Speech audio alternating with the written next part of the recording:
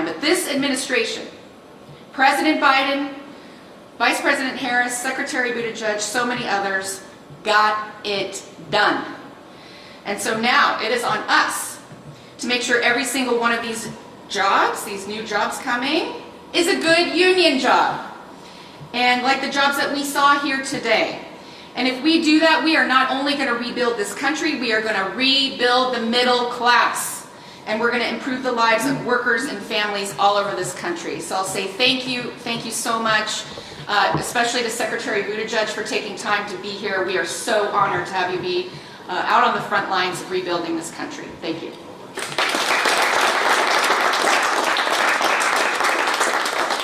Well, first of all, thanks so much, President Schuller, in a very busy labor week. I like that. I'm sorry. Yeah.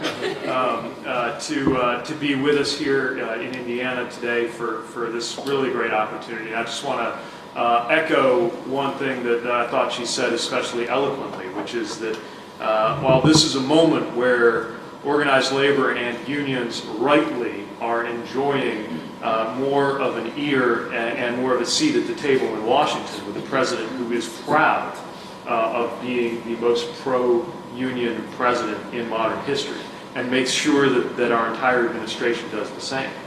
It's not so much about power in Washington, or rather, the power in Washington is a means to an end. What it's about is people having power over their own lives. And I think you gave great expression to that. And the work that you are doing, that the AFL-CIO is doing, that the building trades are doing, certainly that SMART is doing, that organized labor is doing, is about giving people more power over their own destiny, over their own trajectory, over the future of their own families. That's the why behind all of this work. And it's why I'm very proud and pleased to be here.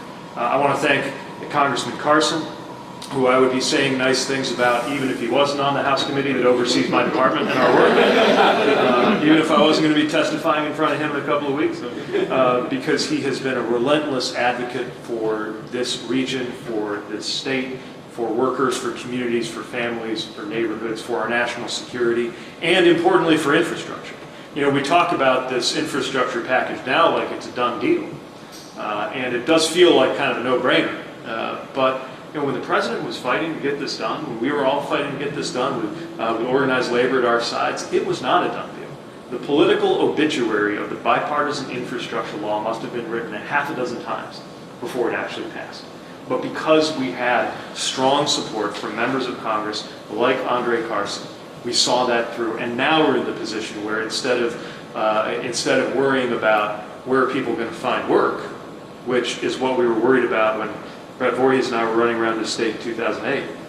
Now the question is, where are we going to find workers? And that's a much better problem to have, and one that you were at the absolute heart of helping to solve.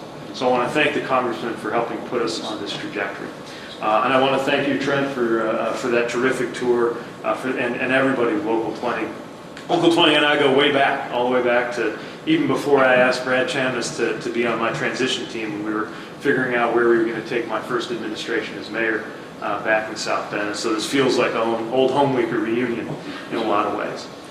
It feels so good to be here, especially because we're coming with that momentum. We're coming with those results, and a lot has changed since I was cutting my teeth here some 15 years ago. Of course, we've got a lot of work to do, literally, right? We got 37,000 infrastructure projects and counting, just funded through the infrastructure law. And we're not even halfway through. Plus, Indiana's share alone of the private sector manufacturing-related investments that have come during this stage of, yes, Bidenomics and this Biden-Harris administration's economy.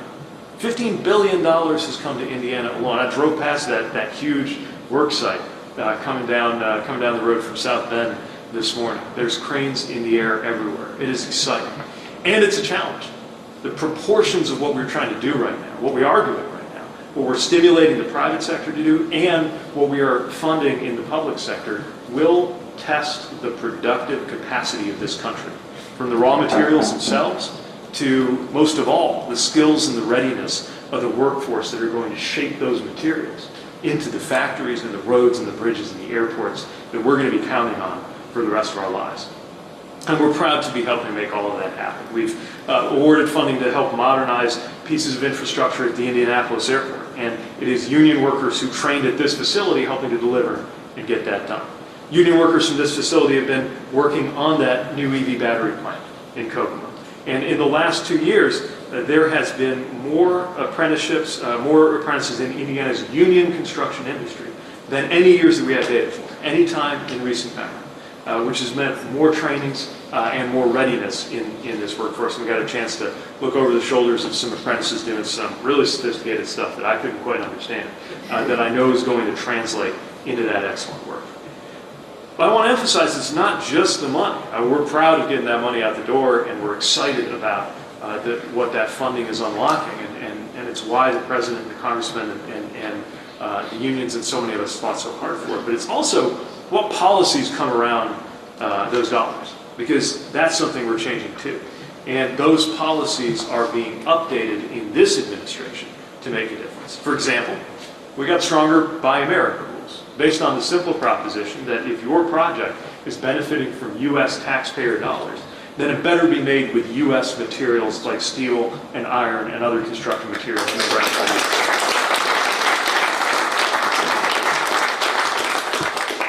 And for the first time in about 40 years, we have comprehensively updated those prevailing wage rules for federal construction projects so that upwards of 1 million construction workers, and soon more, will get those much-deserved raises. We're proud of that work, too.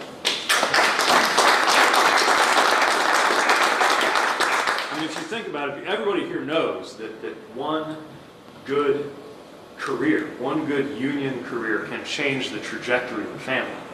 It means home ownership becomes possible. It means new educational opportunities become possible for the next generation. So if that's true of one job, then we know 1 million good jobs and more can change the trajectory of entire generations. And that's what we're in the middle of right now. Now, I would be remiss if I did not mention that while the ink on these laws and rules and the infrastructure package itself hasn't been dry for that long, and the shovels are just getting in the ground and the money is just moving, we are seeing some Republican members of Congress pushing to roll back parts of the infrastructure bill, pushing to claw back some of the funding that we had been counting on in order to do these projects, even though this was a bipartisan bill, which originally was built under the president's leadership with many Republicans crossing over to work with Democrats and get this done. And so it is so important to us that there continue to be support for seeing these projects through, for seeing this funding through, for seeing these policies through, so that they meet their actual potential around the country. Last point I just want to make is the importance of unions, not just economically in this country, not just, as the president often says, building the middle class, along with building America, building livelihoods, as well as building factories and airport terminals and bridges, but also the social fabric that is being built or rebuilt in the community life that revolves around those work sites and these training facilities and the union halls of this country. I meet so many workers who find meaning, find relationships, sometimes even find spouses, find friends, at a moment when we have precious few institutions in this country that don't care where you come from, what you look like, who you love, what your politics are, that respect you if you respect your trade. The people here who build those bonds, honing and practicing their craft, are building something that's bigger than all of us. They're rebuilding the fabric of a country that is too often seeing its social fabric torn apart. So for that reason and many more, I'm so proud to be with you. I'm so thankful for the work that you do. I can't think of a better way to launch that Labor Week/weekend, and I can't wait to see the fruits of some of the excellent work and skills being built here right now. Thanks again for having us over. Thanks